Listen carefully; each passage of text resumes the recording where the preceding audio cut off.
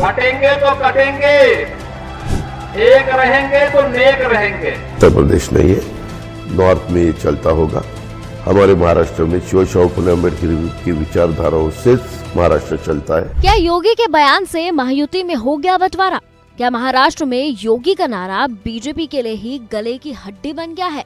योगी के बयान पर अजीत पवार के तेवर तो कुछ यही कह रहे हैं। बता दें कि महाराष्ट्र हो या झारखंड या फिर हो कई राज्यों में उपचुनाव की जंग, चुनावी दंगल में एक ही नारा सिर चढ़कर बोल रहा है, और वो है योगी का बटेंगे तो कटेंगे वाला नारा, जिसे लेकर बीजेपी उत्साहित है तो विपक्ष हमलावर। इस नारे ने जुबानी जंग से लेकर पोस्टर वॉर तक छेड़ रखा है, लेकिन लग रहा है कि योगी का ये बयान महाराष्ट्र में बीजेपी के लिए बैकफायर करने लगा है। महायुति का हिस्सा और बीजेपी के सियासी साथी एनसीपी चीफ अजीत पवार ने योगी के बयान पर कड़ी आपत्ति जताई है, जिससे महाराष्ट्र के सियासी खेल एक अलग ही रंग में आ गया है। पहले सुनिए योगी के बयान पर अजीत पवार ने क्या कहा।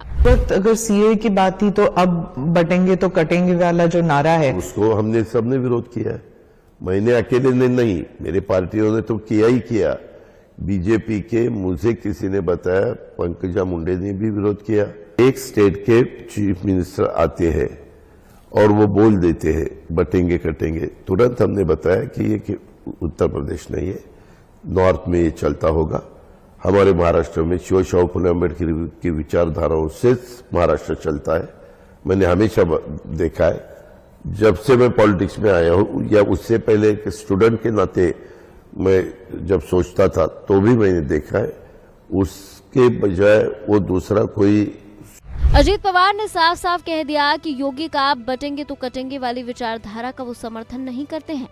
साथ ही ये भी बता दिया कि महाराष्ट्र बीजेपी के दिग्गजों को भी इस नारे से आपत्ति है। अजीत पवार के इस तेवर ने बीजेपी को टेंशन में डाल दिया है और इसे डिप्टी सीएम फडणवीस के इस बयान से समझा जा सकता है, जहां उन्होंने सफाई देते हुए कहा अजीत पवार नारे का मतलब नहीं समझ पाए। ये लोग या तो जनता का सेंटिमेंट नहीं समझ पाए या फिर इस बात का वो मतलब नहीं समझ पाए, या बोलते हुए वो शायद कुछ और कहना चाहते हैं और उसका अर्थ अलग है। इन तीनों में से कोई हो सकता है। जहां तक अजीत दादा का सवाल है, मुझे लगता है कि दशकों अजीत दादा ऐसे विचारों में रहे हैं कि जिन विचारों में सेक्युलरिज्म नाम का एक इस प्रकार का विचार है जो मैं ऐसा मानता हूं कि हिंदू विरोधी है। सुना, फडणवीस ने तो अपने सियासी साथी अजीत पवार की विचारधारा को ही हिंदू विरोधी बता दिया और कह दिया कि वो बटेंगे कटेंगे वाले नारे को नहीं समझ पाए, जिसके जवाब में अजीत पवार एक बार फिर कह चुके हैं उन्हें योगी का ये नारा पसंद नहीं है। हर एक का अलग अलग, अभी अलग अलग लोगों को हम इंटरव्यू देते हैं, हर एक के सवाल पूछने का अलग अलग सवाल वो पूछ सकते हैं। देवेंद्र जी का क्या आंसर है मुझे मालूम नहीं।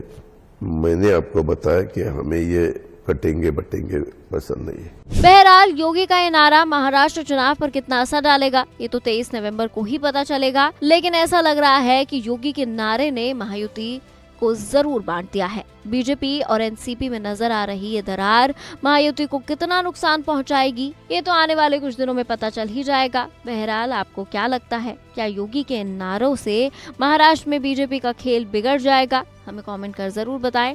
महाराष्ट्र चुनाव से जुड़ी तमाम खबरों के लिए देखते